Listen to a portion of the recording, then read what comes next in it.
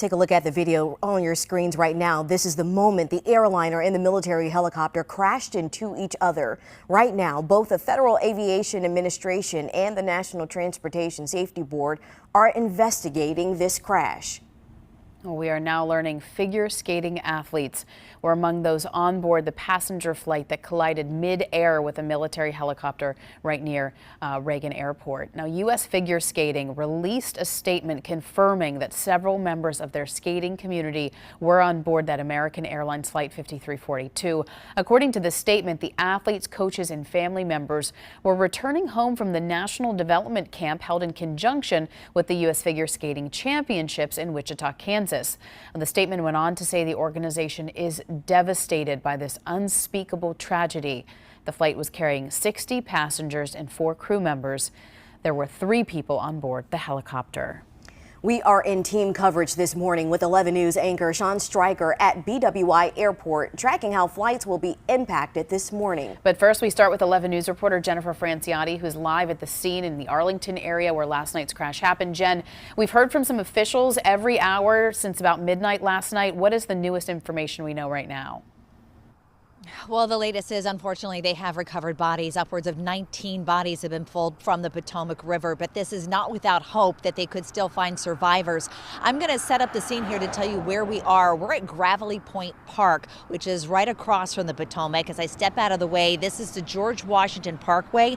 We're on the southbound side. The northbound traffic would be then heading away from you toward the left portion of your screen. And across the Potomac River there, you see the emergency responder vehicles. What you're not able to see is the water from our vantage point. We see helicopters in the air, and then to the right portion of your screen where you see white bright lights, that's Reagan National.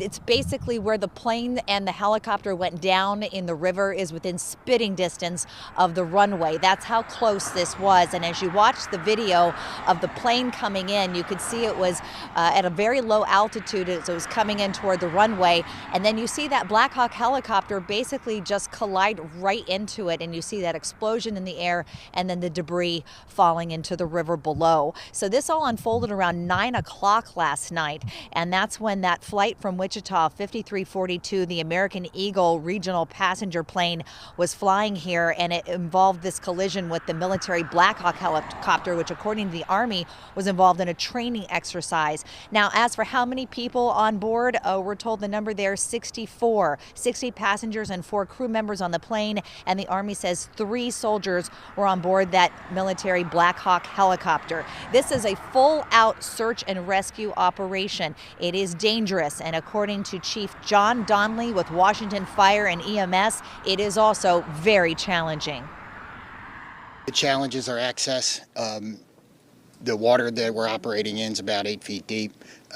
There is wind, there is pieces of ice out there, so it's just dangerous and hard to work in. And because there's not a lot of lights, you're out there searching every square inch of space to see if you can find anybody. Divers are doing the same thing in the water. The water is dark, it is murky, and that is a very tough condition for them to dive in. And of course, the concern is the water is also very cold, about 35 degrees. Now, Maryland State Police has sent their underwater recovery team to assist the Metropolitan Police.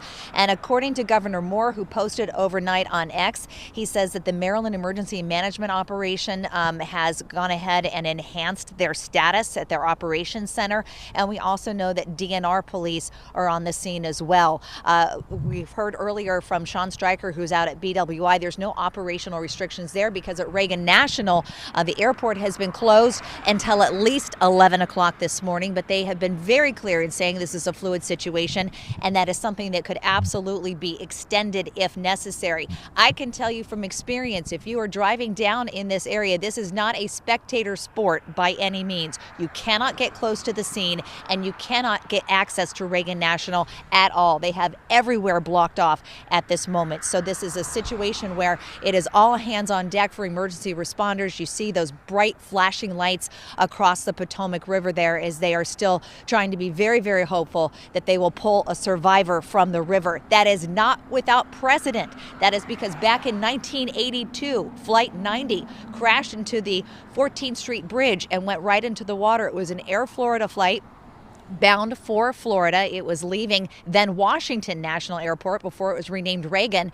And it was a horrible situation there. It was in January as well. That flight, though, went into the water at 4 in the afternoon. 79 people were on board, 75 passengers and 4 crew members, and there were 5 survivors. So that's why still at this hour, there is still some hope here that they will be able to pull someone alive out of this water. So still a search and rescue, although unfortunately, upwards of 19 bodies have been recovered. Reporting live here along the Parkway in Arlington, Jen Franciotti.